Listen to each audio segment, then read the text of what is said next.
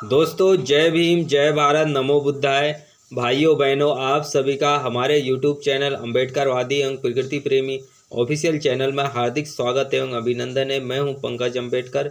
जैसा कि आप सभी लोग जानते हैं, हमारा उद्देश्य है बाबा साहब के मिशन को, ज्योतिबा फुले, सावित्रीबाई फुले, पेरियार, ललय सिंह यादव के मिशन को डोर टू डोर पहुँचाना। आज हम लेकर आए हैं आप लोगों के बीच भगत सिंह द्वारा लिखी ही पुस्तक मैं नास्तिक क्यों हूँ का दूसरा पार्ट, जिसका शीर्षक है धर्म और हमारा स्वतंत्रता संग्राम। आइए शुरू करते हैं।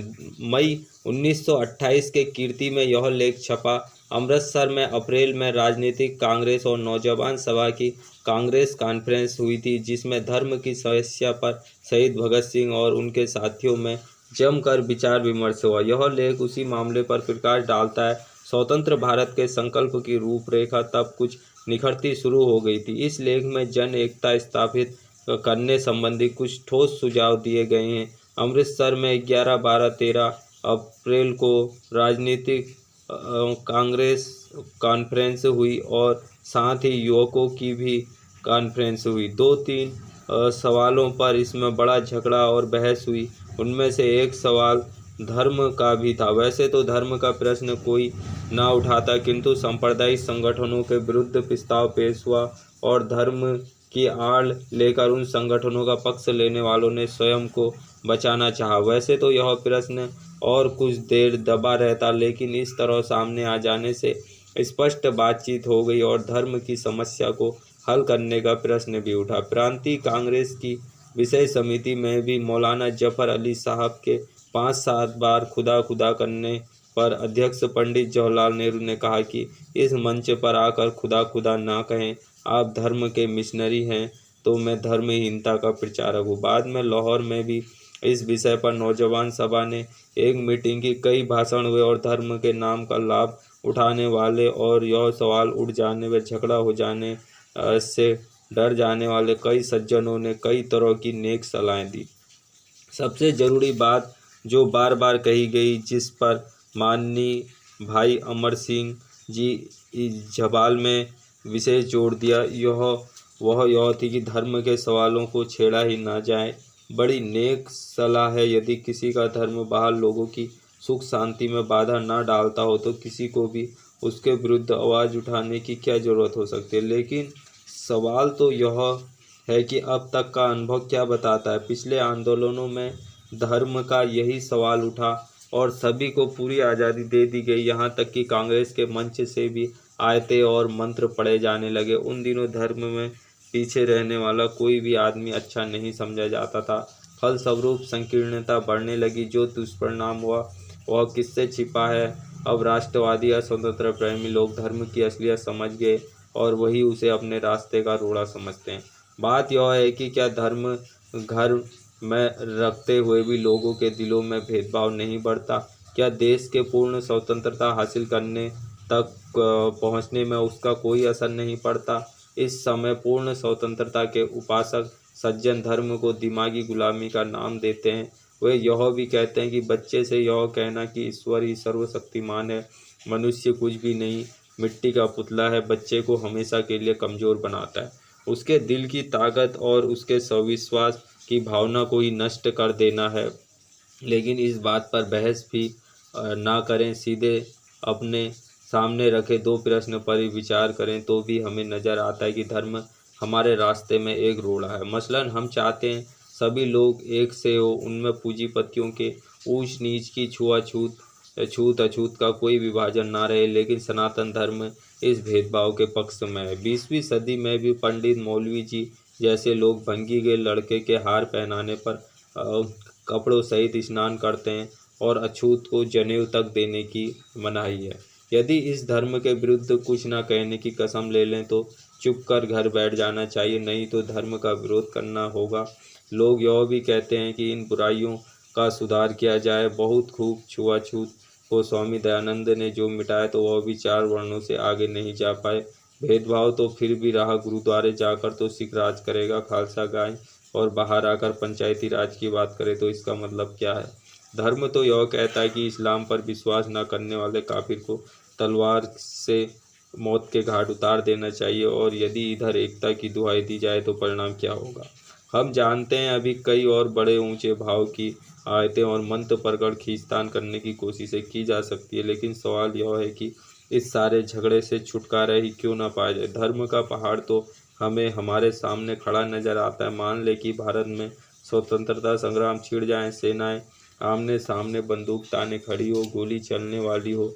यदि उस समय कोई मोहब्बत दूरी की तरह जैसी की कहावत बताई जाती है, आज भी हमारे सामने गाय, सूअर, ग्रंथ साहिब, वेद, कुरान आदि चीज़ें खड़ी कर दी जाए तो हम क्या करेंगे।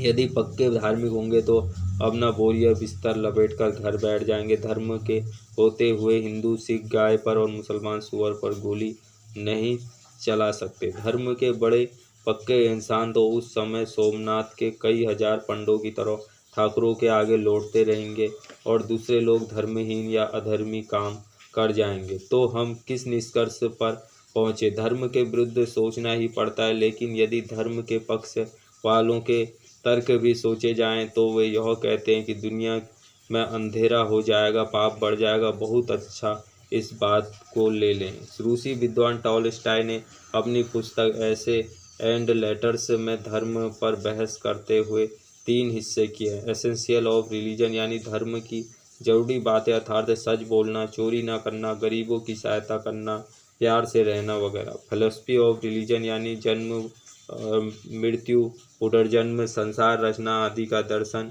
इसमें आदमी अपनी मर्जी के अनुसार सोचने और समझने का यत्न करता है। रिचुअल्स ऑफ रिलीजन यानी रस्म और रिवाज वगैरह। मतलब यह कि पहले हिस्से में सभी धर्म एक हैं, सभी कहते हैं सच बोलो, झूठ ना बोलो, प्यार से रहो। इन बातों को कुछ सज्जनों ने इंडिविजुअल रिलीजन कहा। इसमें तो झगड़े का प्रश्न ही नहीं उठता, वरन यह कि ऐसे नेक विचार हर आदमी में होने चाहिए। दूसरा फिलॉसफी का प्रश्न है। असल कहना पड़ता है philosophy is the outcome of human weakness यानी दर्शन आदमी के कमजोरी का फल है।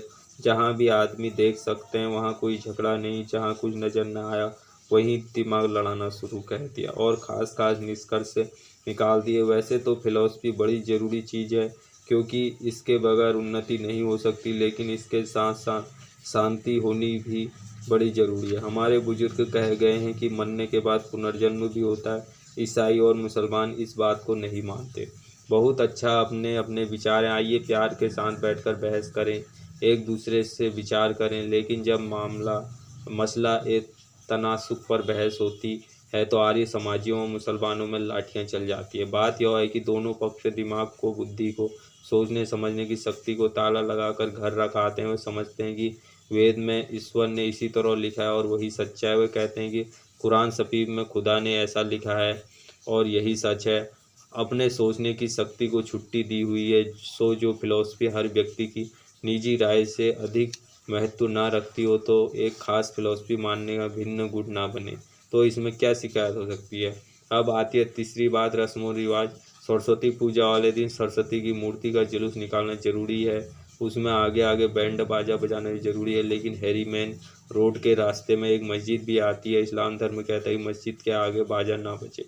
अब क्या होगा। चाहे नागरिक आज़ादी का हक कहता है कि बाजार में बजाते हुए भी जाया जा सकता है, लेकिन धर्म कहता है कि नहीं, इनके धर्म में गाय का बलिदान जरूरी है, दूसरे में गाय की पूजा लिखी है। अब क्या हो, पीपल की सागा काटते ही धर्म में अंतर आ जाता है तो क्या किया जाए। तो यह फिलॉसफी और रस्म रिवाज के छोटे छोटे भेद बाद में जाकर नेशनल रिलीजन बन जाते हैं और अलग अलग संगठन बनने का कारण बनते हैं।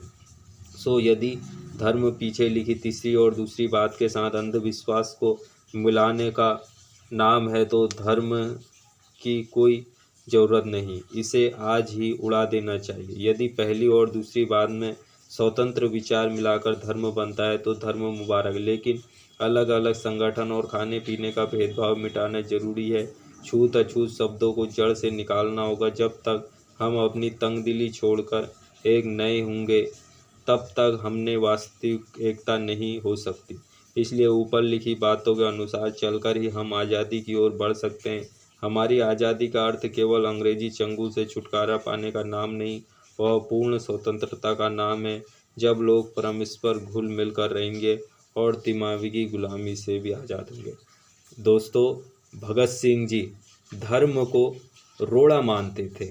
वो कहते थे कि धर्म एक प्रकार का कोड है जो लोगों के अंदर भेदभाव पैदा करता है, वैमनस्य पैदा करता है और भाई भाई को आपस में लड़वा देता है। आर्य समाजी और मुसलमान जो अपने को धर्म प्रेमी मानते हैं और दोनों जब धर्म की बात आती है तो एक दूसरे के ऊपर लाठियां चलाने पर भी नहीं चूकते हैं।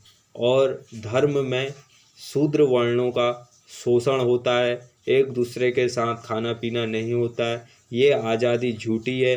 जब तक सब एकता से नहीं रहें, सब एक साथ मिलकर ना रहे, जाति पाति के भेदभाव से ऊपर नहीं उठे, एक ही धर्म के मानने वाले लोगों में भी आपस में भेदभाव है, रोटी बेटी का संबंध नहीं है। भगत सिंह जी किसी भी धर्म को नहीं मानते थे और उन्होंने कहा भी था कि मैं तो नकली दुश्मनों से लड़ रहा था, असली दुश्मनों से अंबेडकर अकेले लड़ रहे थे।